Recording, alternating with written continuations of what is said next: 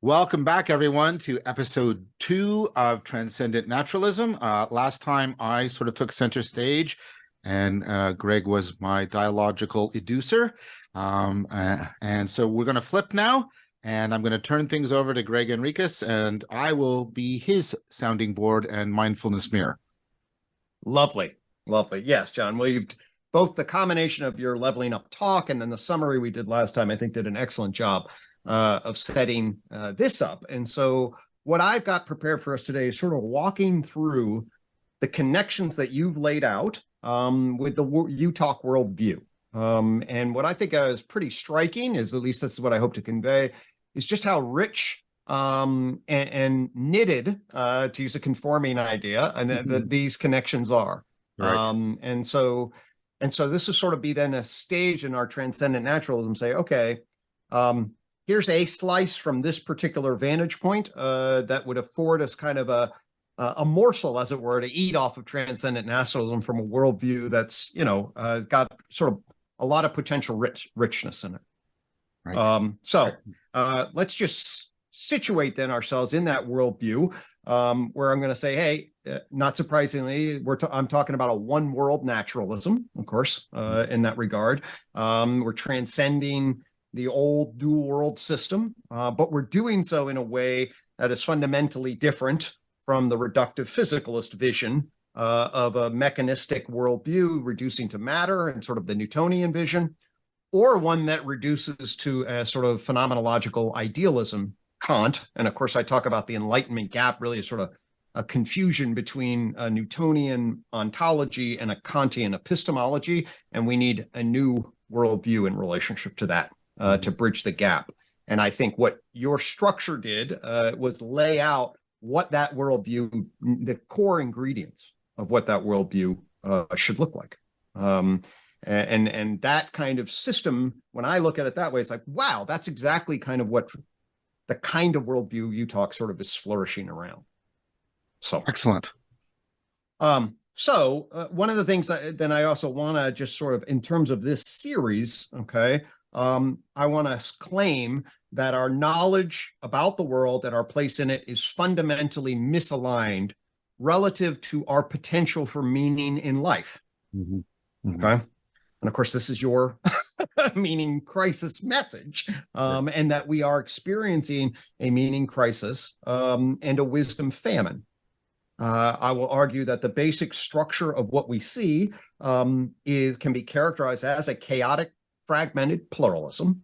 Okay, that means our knowledge systems are broken. What guides the arc of education from kindergarten to doctoral training? Not much. Yeah.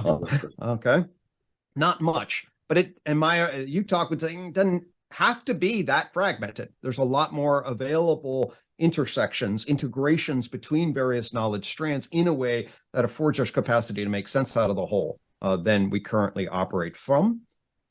Also would argue that with capitalism, it generated an egoic instrumentalism, okay, whereby we're basically in the doing mode to have, to use from, okay, and this is creating a consumerist basic religion philosophy. And religion here just means like, hey, what's important? How do I get a job? How do I get money? How do I get status? It's egoic, it's instrumental, it's acquisitive at the level of acquisition and consumptive, okay? And I believe that basic structure is damaging to our soul.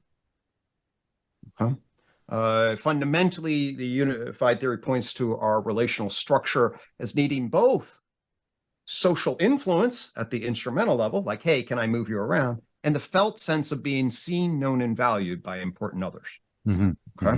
I believe that the relational world that we are generating, epidemic of loneliness, is not affording the kind of communal felt sense of relational value. I believe it is disconnecting us from nature.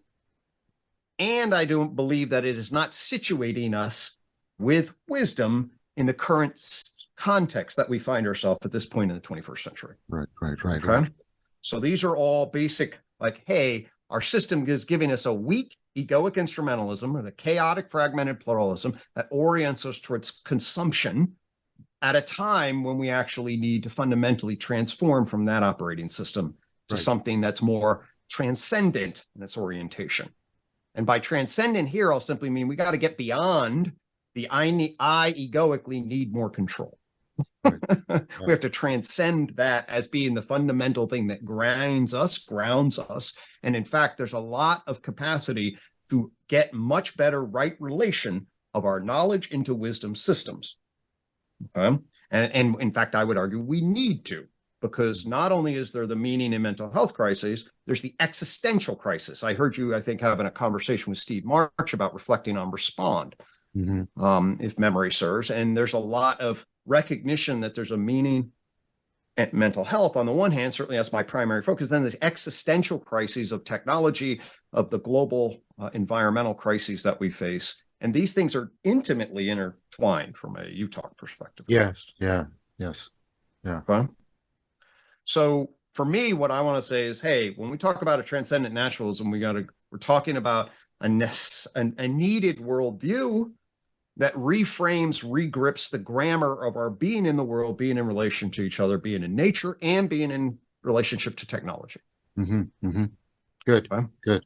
So Comprehensive. that's the structure. UTOK comes along and says, hey, a coherent integrated pluralism is plausible. Okay. And the reason it can do that is it's grounded in a plausible and comprehensive and somewhat conservative view of the natural sciences. Okay. So it takes as your leveling up claim, natural sciences are real. They afford us real knowledge about the world. Physics, chemistry, and biology teach us shit about the world.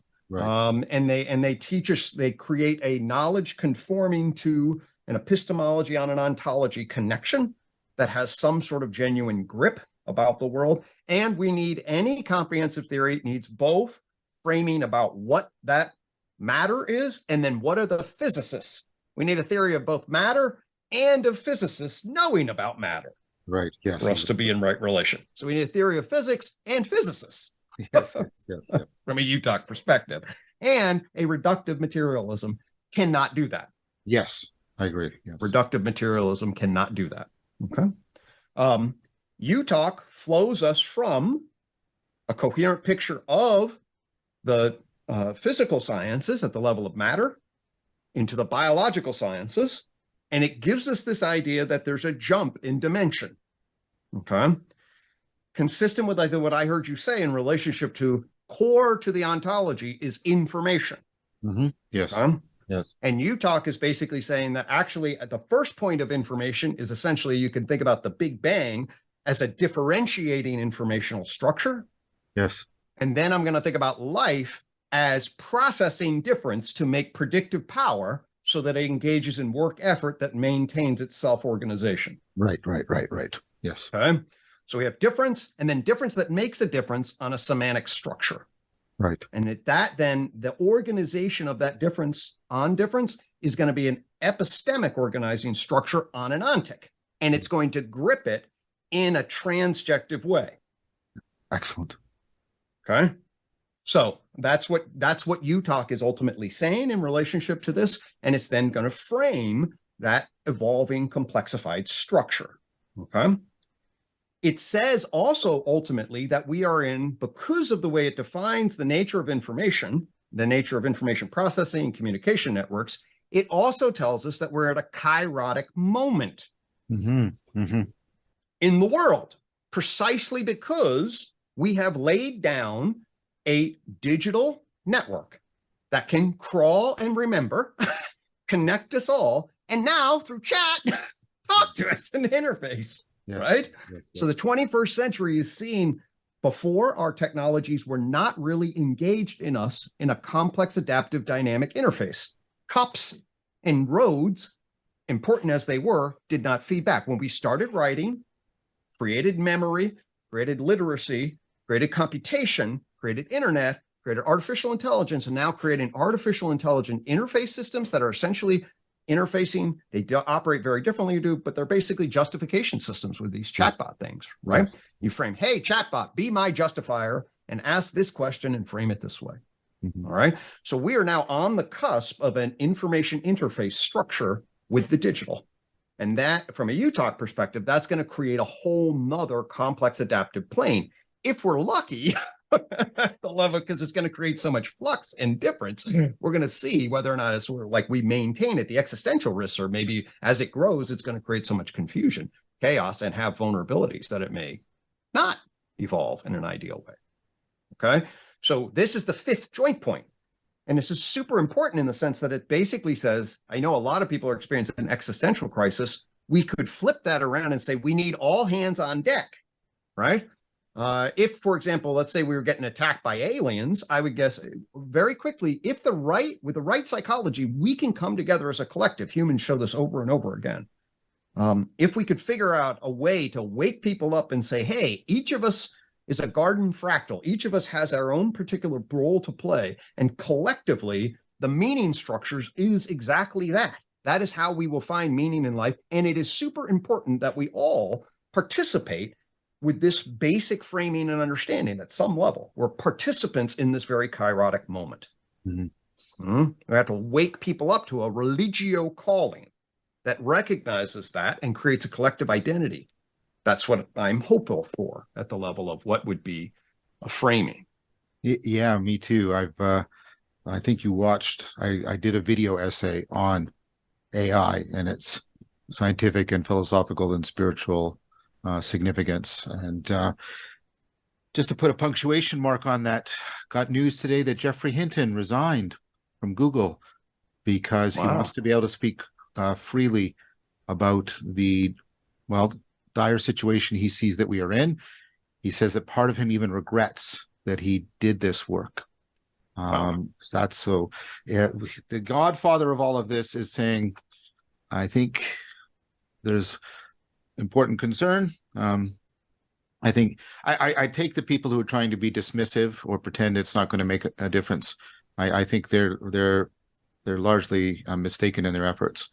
I won't repeat the arguments I made for that video essay. I'll put the link. Check it out. And it's getting a lot of, that's a really popular video for good reason. You make a lot of important points. And the basic graphic, tree of knowledge graphic, just tells you essentially why. It's a whole nother information processing communication network that we're now directly interfacing with, where it's creating a adjacent possible space that is unbelievably huge, unbelievably huge, which means it can evolve in all sorts of different dimensions. We better get some good emanating constraints on it. And we better figure out that this thing, we don't know what's going to happen. I think you made a good point in that. It's like, anybody's going to predict this, but we should be able to try to frame it in relationship to insight about what is actually happening. Yeah, that's exactly it. I recommend trying to reasonably foresee the thresholds that have to be implemented for certain qualitative gains on the AI. And those are points where we can decide to make certain decisions. Like I said, I don't want to repeat that video essay. But the point of it is that I would argue that we have a very clear grammar: energy, matter, life, mind, culture. And now we are bridging a digital.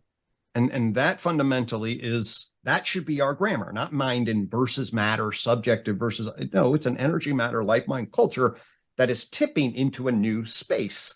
Yep. I think that's very well said. I did note in the essay that a lot of the people that are in the midst of this are invoking a Neoplatonic ontology without realizing it.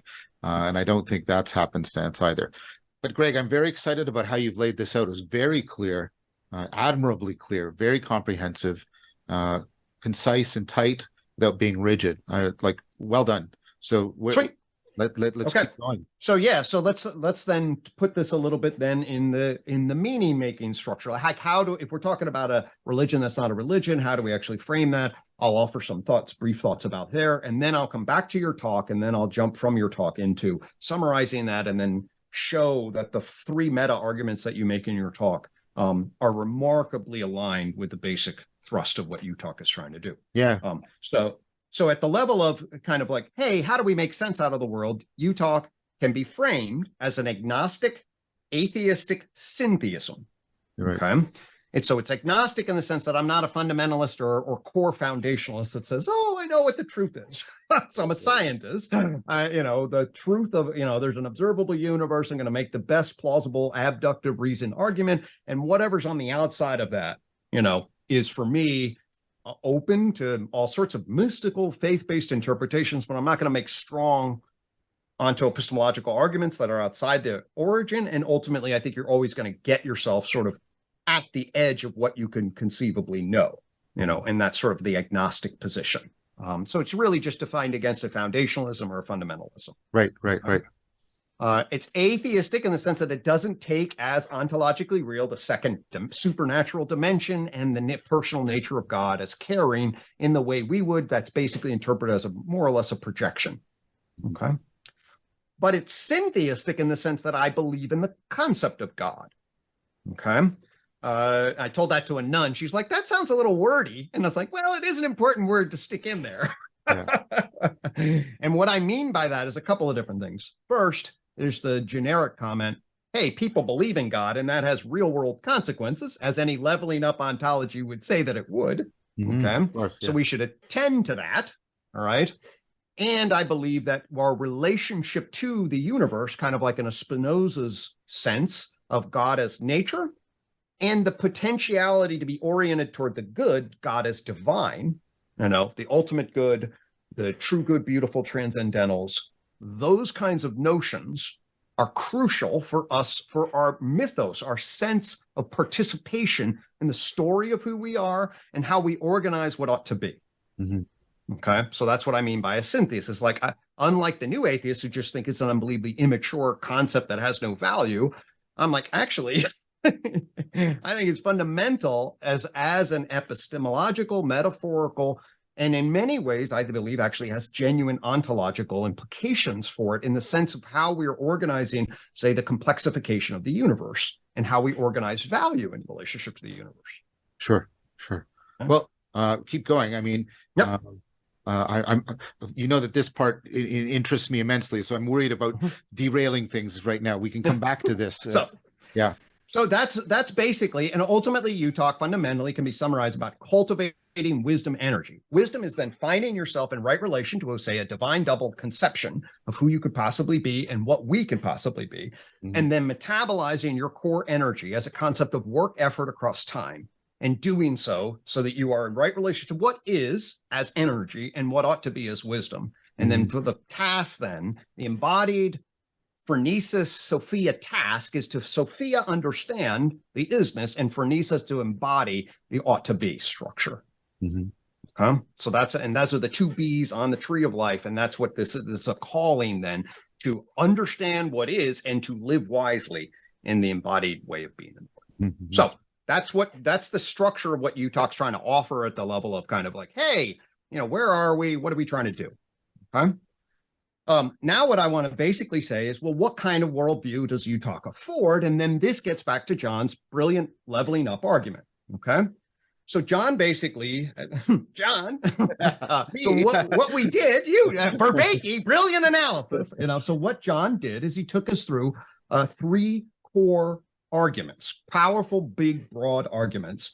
And what that set the stage was to transcend the inadequate onto-epistemology of physical reductivism and the Enlightenment gap, and to afford us the core structure that would enable us a much more coherent capacity to make sense out of our knowing and being relation. Okay. So the first argument that he made was that there are levels in nature that emerge and emanate, and that these levels have real ontological status. Yep. Okay. All right. So that's the first thing.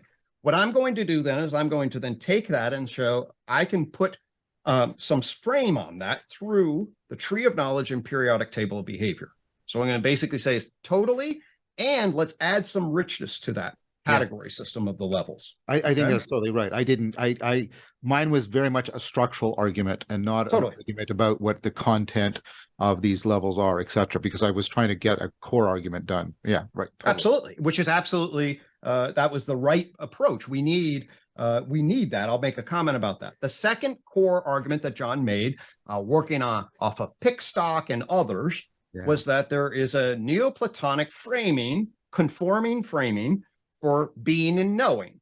That the grammar of being and the grammar of knowing must be put together, and that is what affords you access to intelligible reality. Yeah. Okay. Which is fundamentally then different from a subject that's creating some independent representational space of some determined ontic. Yes. Okay. Yeah. So it's actually the subject is embedded in the world and the subject is relating to the world. Okay. And we need a theory of cognition and a theory of reality that actually at some level are going to have a conforming grammar. Right.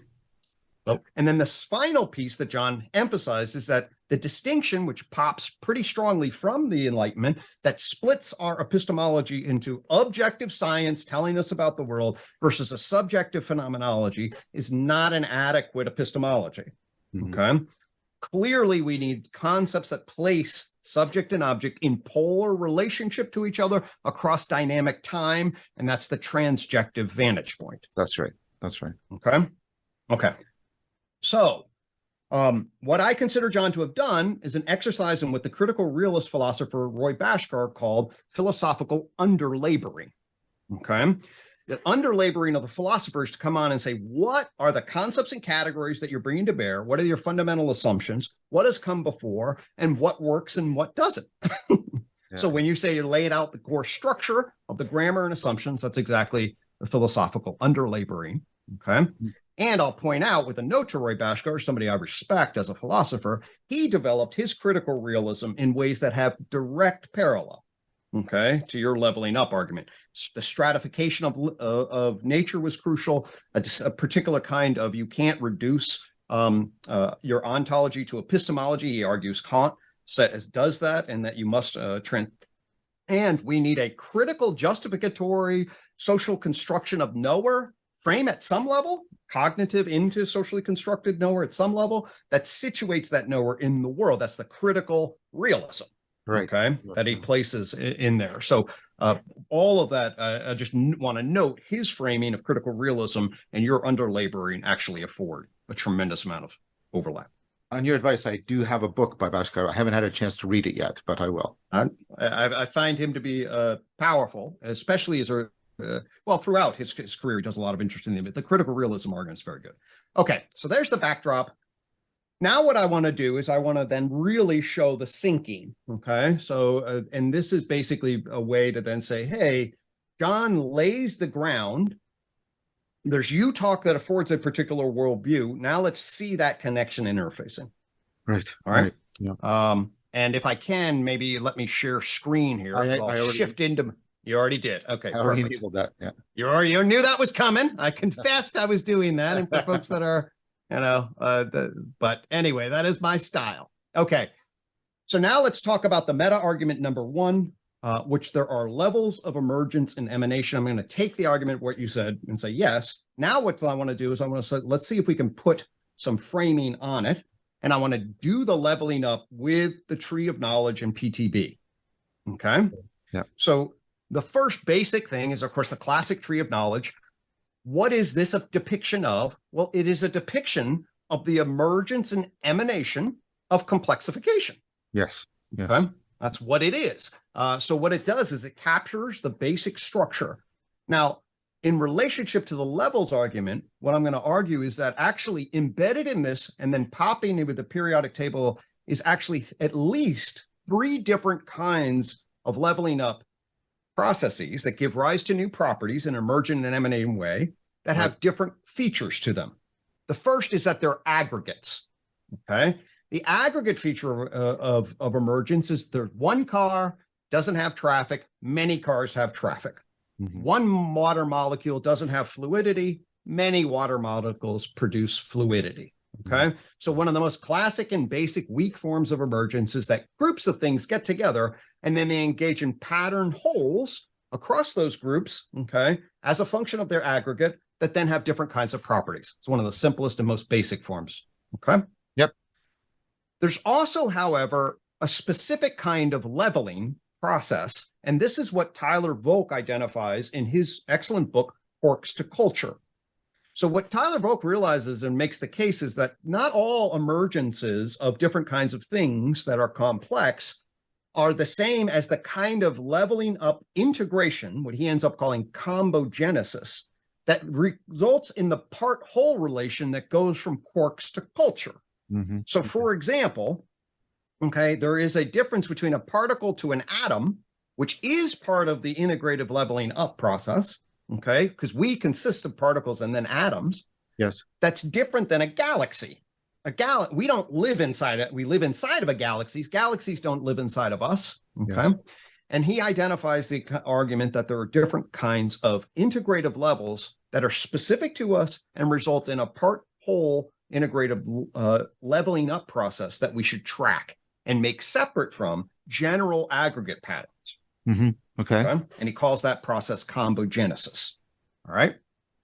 And the final thing that he notes that then is very prominent in the tree of knowledge is that when he zooms back, he's like, in addition to these levels, there really seem, his initial argument was there's three different realms of entities. Like there's the emergence of things that give rise to matter.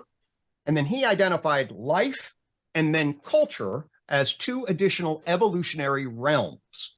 Okay. Mm.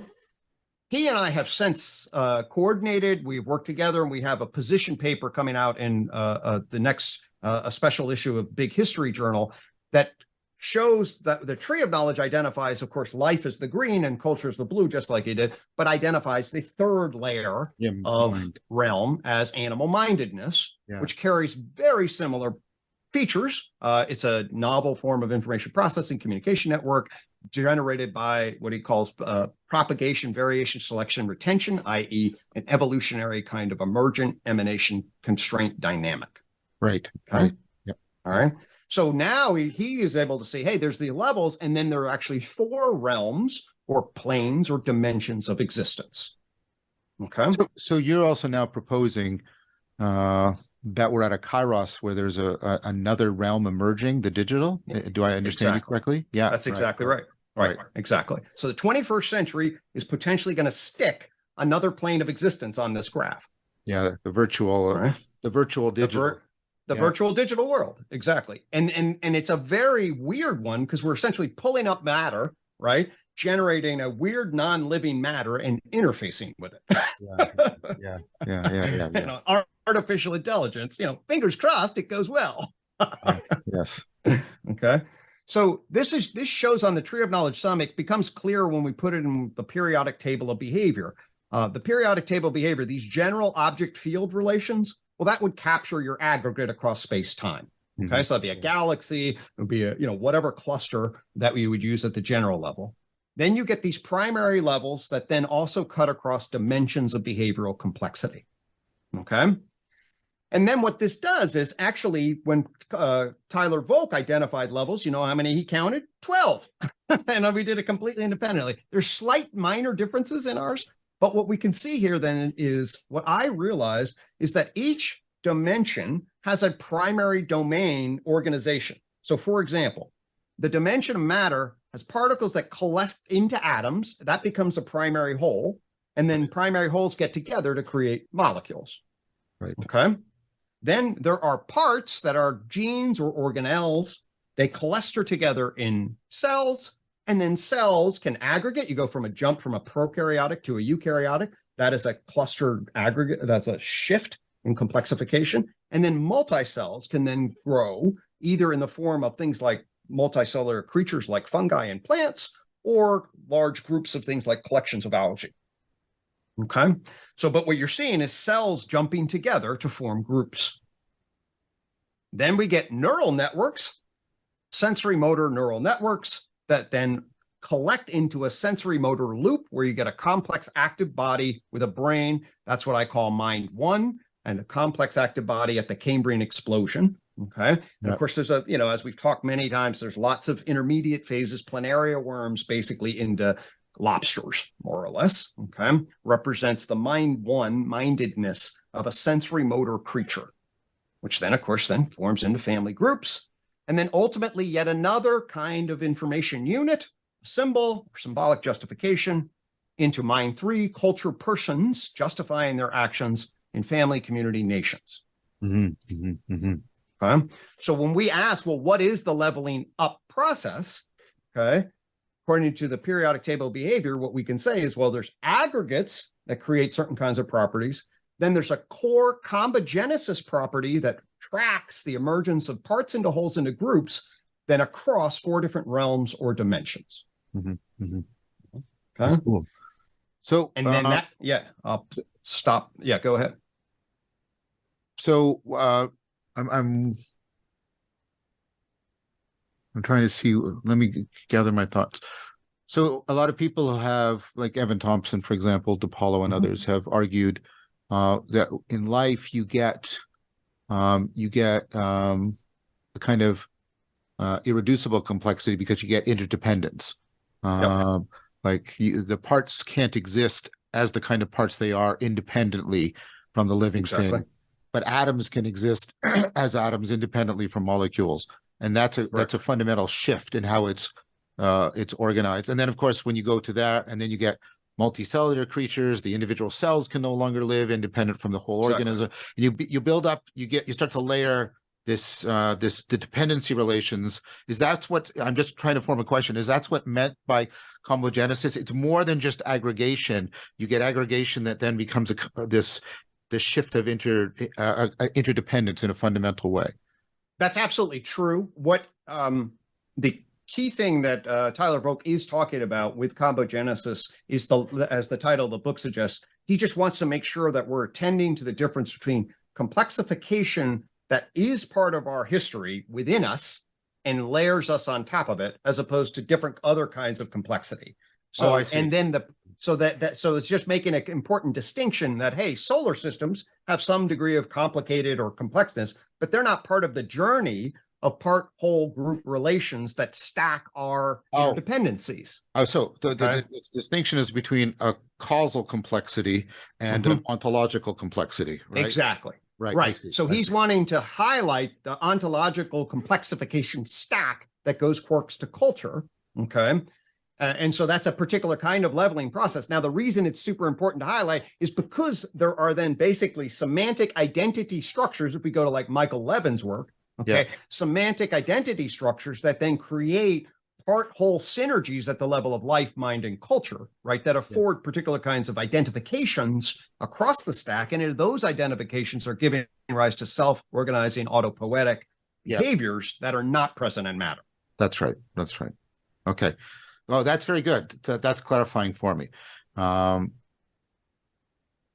So it's the difference between what, Smith calls, sort of horizontal and vertical causation. Exactly that difference. Yes. Okay. Exactly. I'm on board.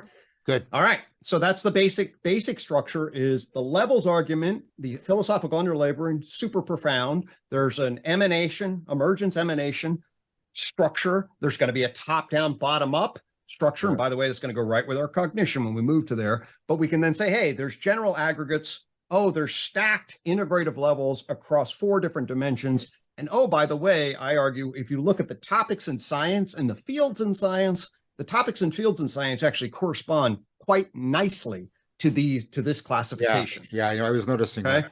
This gives it a kind of Aristotelian systematicity that I find very, very, very persuasive. And really, if you shift so you can follow it, by the way, in terms of our current understanding from particle physics into chemistry, into genes and cells, multicells, and then neuroscience.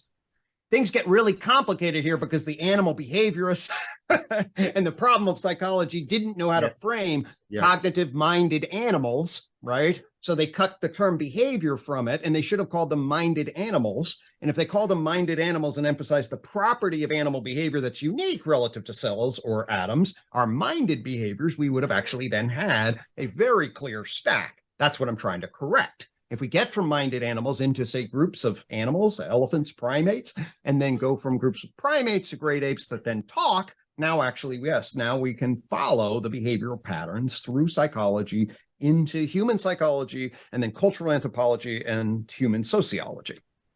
We can stack that now. And the cognitive science psychological stuff that you're doing with our synoptic, and we're doing with synoptic integrative frames, is about coherently building that bridge and getting rid of the, or clarifying so much equivocation on mind and all the other, and behavior and all that.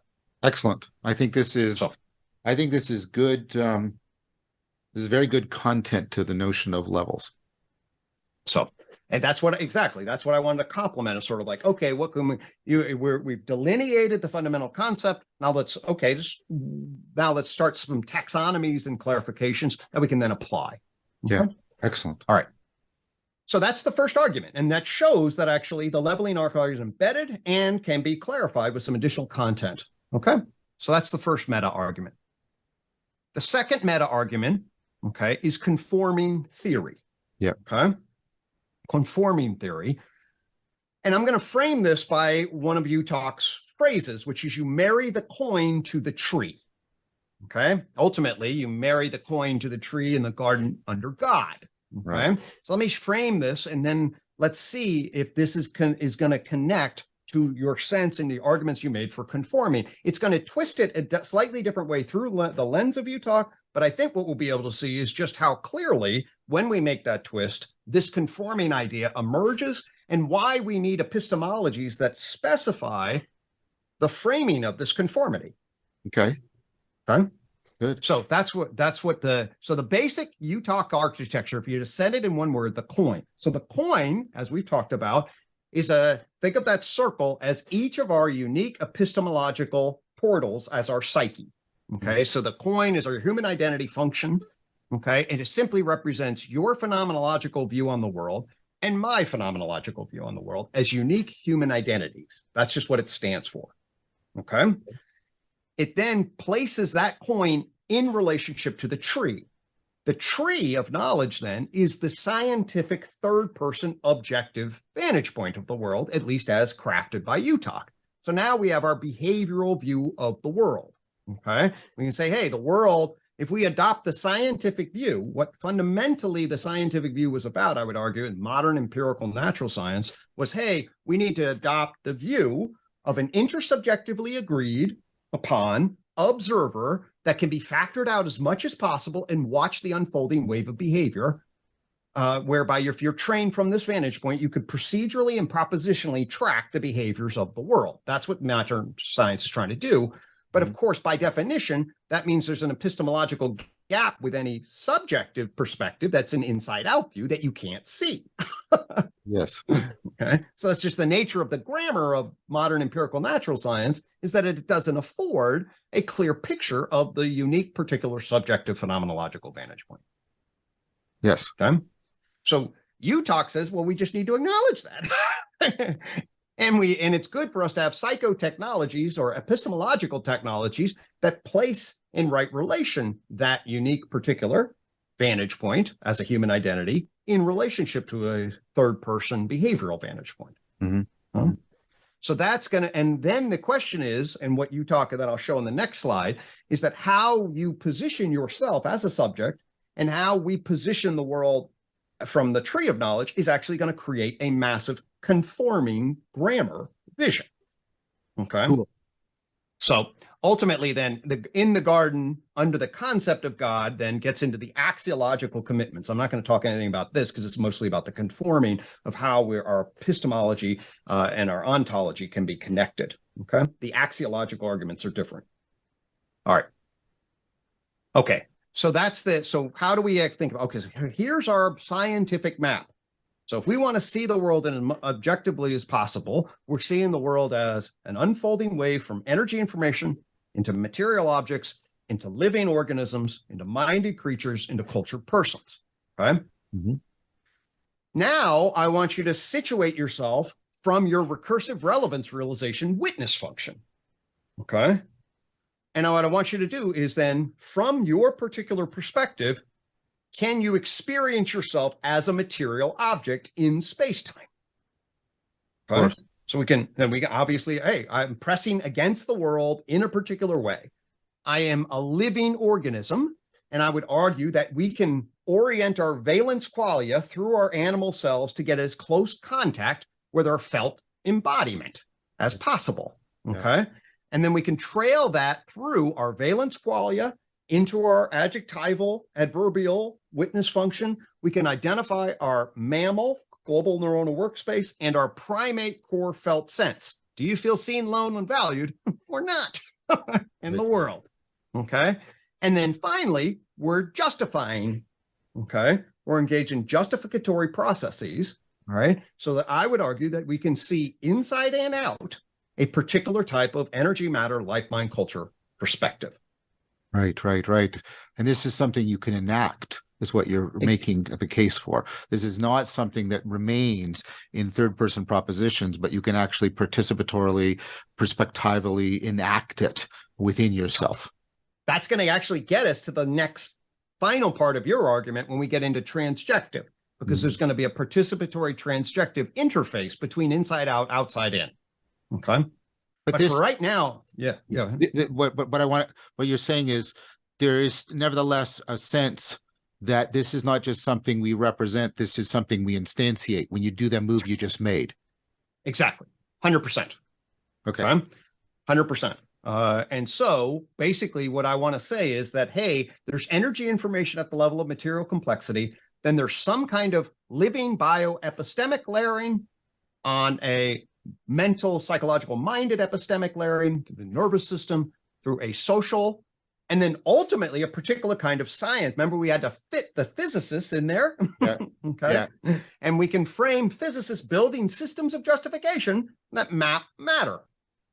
Okay. So ultimately, we have a general scientific empirical view of the natural world and an inside out view of the psyche that can be layered both at the level of the outside leveling up process, and we can situate our recurrent relevance realization in relationship to top-down, bottom-up structures in the embodied phenomenology that I argue does really nice correspondence. Yeah. So the gripping function between inside out, outside in is quite tight, and UTOK is explicitly designed to foster that interweaving. Yeah, this goes very much with Pearl's take on Plotinus about levels of being and levels of the self, and how yes exactly okay. So that's the kind of this move here is very cool. Sorry, I didn't mean to talk over you, but I like this because it gives a possibility of, like, you know, the role that ritual could have, in which it gets us to remember the instantiation as something separate from just our representational functions, and we can relive all of this. Exactly. Okay. Yes. This is wonderful. Exactly. Very tasty. Okay. All right. So the last part I want to say here, related to meta argument 3, is this issue of transjectivity. Yeah. Okay. Now you highlight in the transjectivity that there are a number of elements, number of concepts like Gibson's affordances, some guy Vervaeke and his recursive relevance realization. They're really important key theoretical frameworks that do not reduce themselves to the subjective or objective perspective.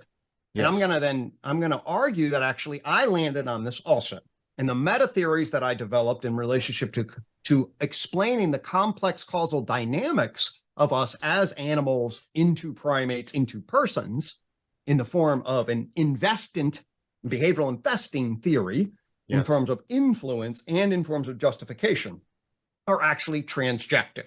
Yes. So to get clear about kind of where we are in relation, I like to utilize Wilber's quadrants as a starting point.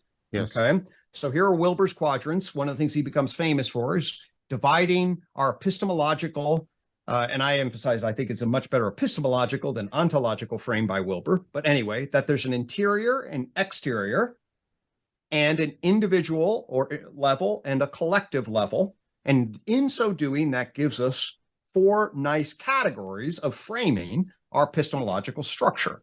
And when I look at the UTOK elements, these pop fairly nicely. So for example, the holistic view of systems in general is provided nicely by the tree of knowledge. It affords you this big picture view of systems. So that's that's the interobjective. Exactly. Right? Yeah. Okay. At the systemic level, it's a systemic interobjective view. So it's a zoom back picture of the whole. If we then get at the individual level, the periodic table of behaviors, like breaking it down into the object in the field. So that's the particular particle. Right, Okay. right. So that's the individual level, lensing versus the holistic systemic level. The I quad coin is about holding your unique particular subjective view. Okay. And ultimately, justification systems theory, and indeed the garden itself, is an invitation for a collective sense-making religio that binds us together and situates us in terms of our myth-making, our values, our collective coordination. Okay. This intersects with the work I do on distributed cognition and dialectic ideologos and all that sort of thing.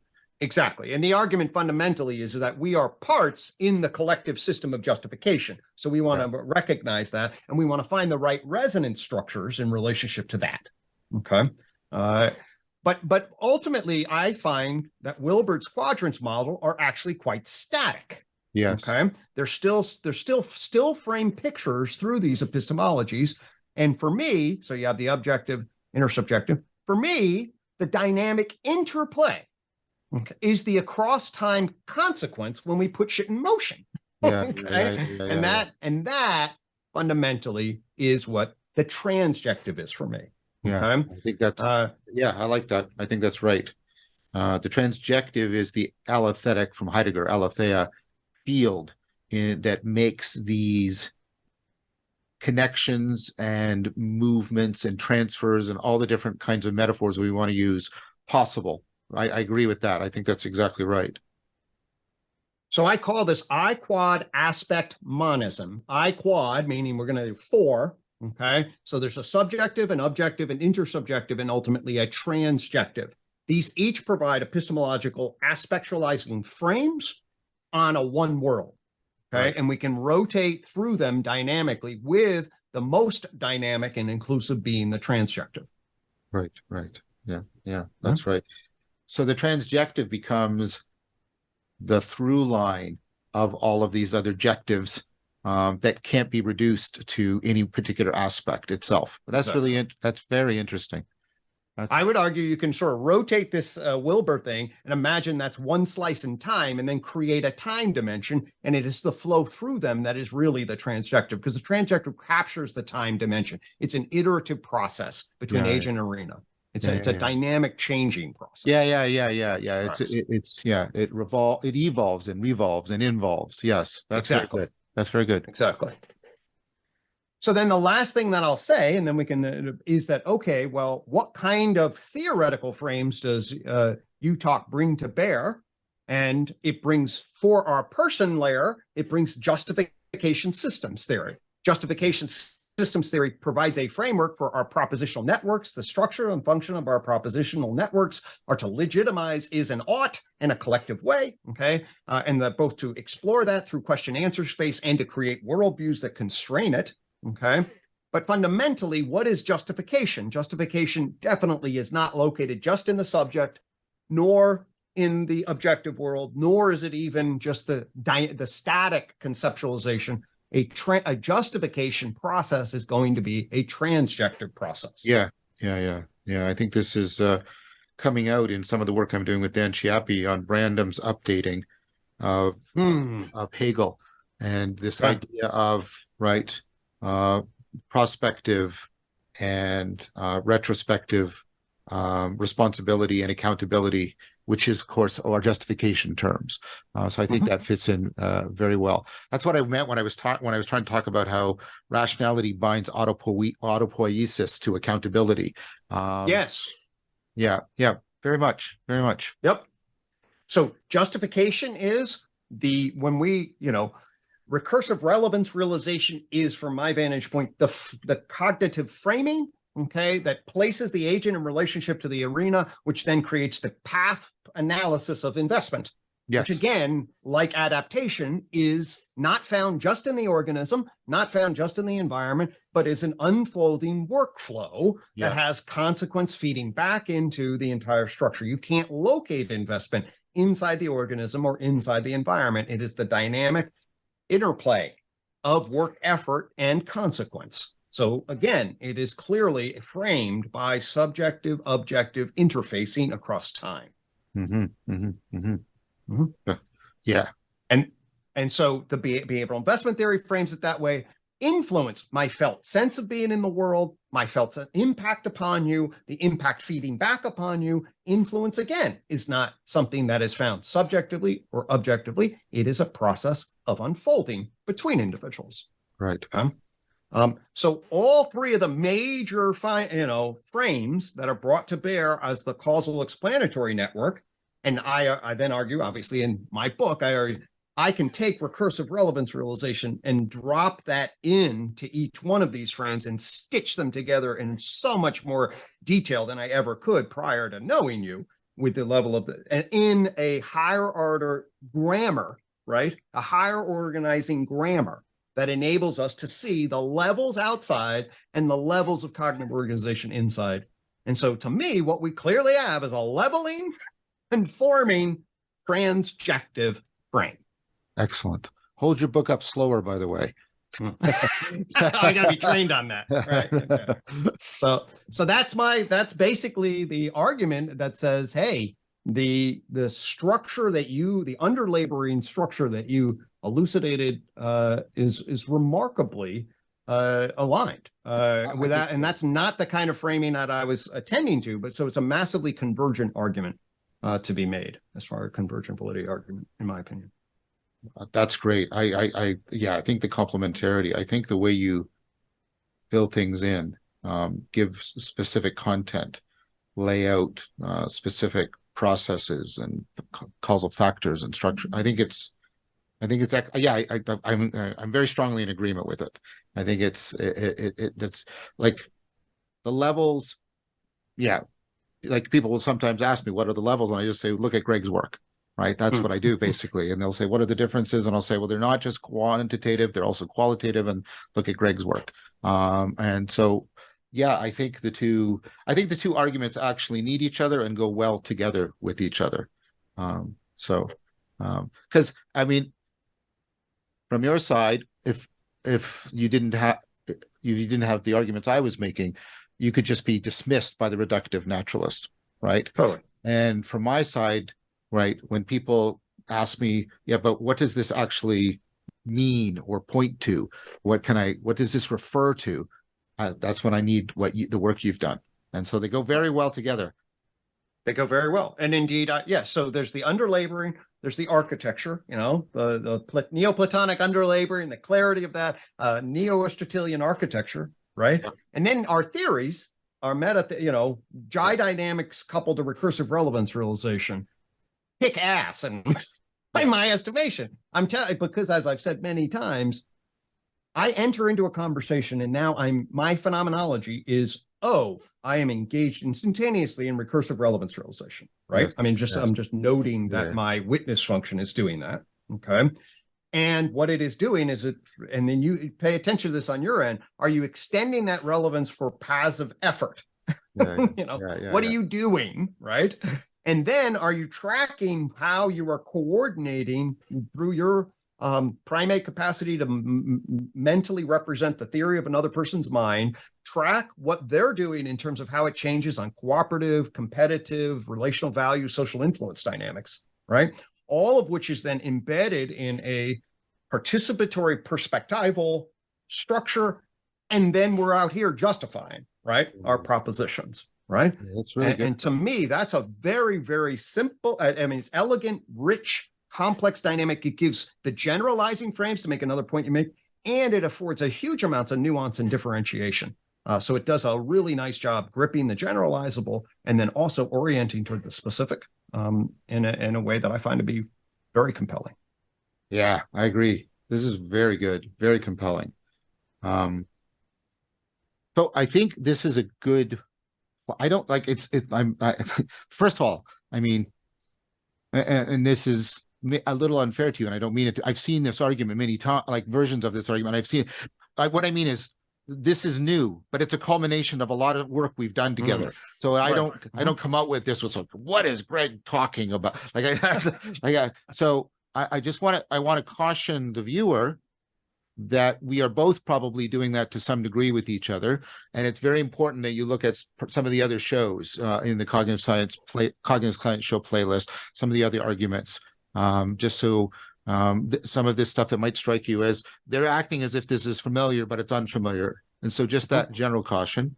But I want to now sort of shape things towards what I think I would like us to address next time, which is how you see this fitting into the notion of extended naturalism. And then also, how does this help afford an intellectually, rationally, even ultimately scientifically justifiable notion of strong transcendence? Because for me, being able to situate a strong transcendence inside a naturalism, I think it has to be extended, is the core thing to making a consilience between science and spirituality possible. I'm not saying it's complete or exhaustive, but I think that any attempt at consilience that can't give us strong transcendence within naturalism is a failed attempt. So I think it's at least a necessary requirement. We can talk about how sufficient it might be when we get into discussion. But what I'd like to open it up on is, okay, how does what you've just done so very beautifully, like it's really quite wonderful, Gregg. Like how does that mesh with sort of the framing of strong transcendence and extended naturalism? And then I want to do that within a discussion, so it's a triangle discussion of sacredness. Right. And what does that mean for us? And I don't just mean the theory, I also mean the practice. There's lots in here about ritual. There's lots in here about transformation, aspiration, all of this. So I'd like to try and get that into the next discussion. Right. Well, that's a beautiful framing, really, for our series, I think. Yes. You basically are like, okay, I think what we're trying to show is that you and I together, hey, there's a real ground here. There's a philosophical ground. There's a cognitive science ground. There's a unified psychology ground. And wow, these things they're conforming nicely together, right? Okay. And it is the ground that then opens up this. So for me, one of the things that I want to say is that I want to make sure that, well, and I think you agree, there's a lot of openness in this question, right? This is a hugely like, look what's happening to the digital, where the world is emerging in a particular kind of way that you and I can't predict. And there's an openness. At the same time, there's absolutely a wisdom famine. There's a meaning crisis, and we need grammars that transform. So for me, and this is great for us to then. So for me, what do I mean by extended naturalism? Well, the extended naturalism is this idea of the genuine ontology of levels, that emerge, that we need to take deeply seriously, that we need to situate ourselves in relationship to, that we are not just a bunch of chemicals, that we are an unfolding wave of energy information across a stack, and this conversation is real ontological mattering. Yes. So that's a stronger argument than I think somebody like Sean Carroll might make, although I'd have to have him here. I think he's more on the reductive side, although he has a kind of a I think he has a limited view of emergence and emanation. The extended view embraces causal consequence across the levels. So for me, and that's you don't reduce justification to brain activity. Justification is operated here in an intersubjective network of propositions, and they have causal consequences. Just go to legal, go to a judge. It's going to have causal. So that to me is the extended naturalist part. It's shifts. Now, what about strong well, let me check in with you, because this is certainly something we've talked about. When you feel your way into extended naturalism, what's most alive or what's most salient for you? So what I think you touched on it, but I want to explicate and foreground something, which is in extended naturalism, part of what drives reductionism is the idea that there's nothing behind the ontology that's given to us by physics, chemistry, and biology, and we have to derive everything from it.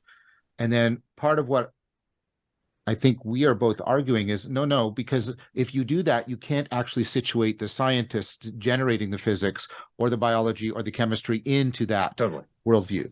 And so what you have to do is you have to give an ontology that not only shows what's derivable from the natural science, but what is presupposed by the natural sciences, namely scientists and an intelligible world and real measurement, and you have the measurement problem, which leads on leveled ontology. So for me, it's to make a Neoplatonic move, which says, yes, but you're presupposing intelligence and an intelligible world, and I want to ask, what is an ontology such that those presuppositions make sense? They aren't claimed to be illusory, which is what is generally the case that's made with Agreed. various forms of reductive naturalism. So that's for me, and I think you're saying that. I think you're saying. Oh, that. absolutely. In a tree of knowledge sort of way, there's quantum, back to bang, up to knower. And we actually need to frame the knower. We need a theory of the physicists. And Yes. Any framework, Yes. Any intelligible framework has to have that as part of it. You don't factor, this is the great error of modern empirical natural science, is that you factor out the subjective knower and through method, and now through analytics and analysis, as though you can get the knower out. You have to put the knower in and place the knower in relation. Yeah. So I like that way of putting it, but how I would extend it is science is not typically done by individuals. It's done by distributed cognition, and it's done in a world that presumably has genuine informational structures that make it intelligible to human intelligence, etc. So you have to bring this you have to have a very, very rich ontology. Right. 100%. Yeah, no, I think we're in fundamental agreement about what that extended aspect is pointing to, and Now, it's crucial. It does not fragment, and the difference I want to emphasize is this gives you a lot of what two worlds mythologies tried to give you without breaking it into two worlds. Because the argument I make is, just like I have any argument you make for emergence is symmetrically equal to an argument for emanation, and therefore I think you did that beautifully in the talk, by the way. Yeah, that's really nice. That was the clearest articulation I'd seen of that. Yeah, well, thank you for that. That's good. And any argument that you would make to say all we mean by an ontology is what's derivable, you can make a similar argument, but well, that also depends on what we presuppose, right? Yep. Rationality is not just inferential derivation; it's also presupposition up towards, et cetera, et cetera. That's for me. I'm trying to get something that gives us a lot of the yummy sweetness of two worlds mythology without committing us to any kind of two worlds mythology. Exactly. So that gives that, and then so then we have strong transcendent. Okay. Yeah, which is not strong emergence. Not strong emergence, right? No, strong emergence is clear on the vocabulary. Yeah, is emergence in which there is no explanatory relationship between the levels. So if we're talking philosophical language, everything that's being talked about here is recursive, weak emergence. But the point is, enough differences in degree make differences in kind. So when you get enough recursive, right, weak emergence, you get powerful new properties and processes, etc. So that should right, and we with our levels and dimensions, we say actually they're neither one of those are strong, but there's a dimensional emergence is different than the within levels versus the aggregate. That's what I was trying to convey. That when you get enough differences in degree, you then get these differences in kind, right? Right. And we're trying to distinguish that from strong emergence, in which there are differences in kind, but they cannot be explained in terms of weak emergence. So that's clear. Totally. And that's why we're bringing, I mean, for me, that's why there's a theory, there's a frame. Behavioral investment theory is like, that's a framework, and recursive relevance realization that minded animals are emerging in their complex adaptive space is a framework for that. Exactly. Understanding. So strong transcendence is therefore, right, the claim that there's something more than weak transcendence. Weak transcendence is the idea that transcendence is just psychological improvement. Strong transcendence is no, as you move between levels that has epistemological and ontological, you're actually moving between real ontological levels of the psyche that are in conformity to, that really disclose different ontological levels of reality, and then, in fact, they're just two sides of the same polarity. And then the idea is that it's not just psychological improvement, it's epistemological and ontological, in the following claim that there are truths that are disclosed to us only after we undergo significant transformation, which is the opposite of the Cartesian project and the Leibnizian calculus of I have a single machine, epistemic machine, and I can run it and just run that machine no matter where I go, and I'll get all the truths that are available. And this argument says, no, we can give teeth to the idea of spiritual truths, not by locating them in supernatural entities, which doesn't really explain it anyways, but saying, no, what we mean is that self-transcendence brings about a disclosure of truths that are unavailable unless that self-transcendence is undergone existentially and by the individual. That's the claim of strong transcendence. Totally. And can we plug that strong also into collective? Like, yes, so that it extends beyond the individual into a collective cultural consciousness, perhaps, or whatever term we would give rise to that, right? I would not use consciousness. I would use something. That was a slip. You and I would agree. Yeah, we agency. I think, which Dan Chappie and I have made a good case for very much. All right, we agents, lovely. So here, John, would be there's a calling. We're at a kairotic moment in our time. We're struggling, we're confused, and there's dangers around and potentials around. If we collectively grip this time, this fifth joint point, and engage in wise technological evolution, all right, there's an enormous opportunity for the back half of the 21st century, perhaps, to be okay. If we continue on the road of modernity, consumption, ignorance about our nature itself, the way we're blah, blah, blah, and just hunt for the gods of technology alone, I think we're in deep trouble. Yes, I agree with that. So what does that mean? It means, oh my God, we're in a kairotic moment, perhaps one of the great evolutionary moments in the history of the universe. That gives a particular, does this matter? Is this meaningful? What are we doing today has huge consequences down, and can we collectively awaken to transform ourselves from our egoic consumption into something that transcends the ego, melts our unique, I need my shit, you need your shit, but actually we are collectively a part of a potential transformation. If that's not basically what spiritual is, I don't know. That's certainly a secular, naturally grounded spiritual moment that calls forth, okay, how are we going to be part of the solution through the fifth joint point into a sustainable metaculture, or are we going to be part of a system that is decompensating around us, and are we going to contribute to the detritus and the destruction? Okay, so let's not get too deep into this, but this is great. So what I'm going to say is what came out of that is an articulation of, and Jordan Hall and I were talking about something similar in the series we did on governance. Not exactly the same, but they resonate with each other, which is like, first of all, there has to be something about this transformation of what we most identify with that is bound up with being connected better to ourselves, each other, and reality. That's one sense of the sacred, right? And then there's the other sense, right? So we may call this first one the enhanced religio.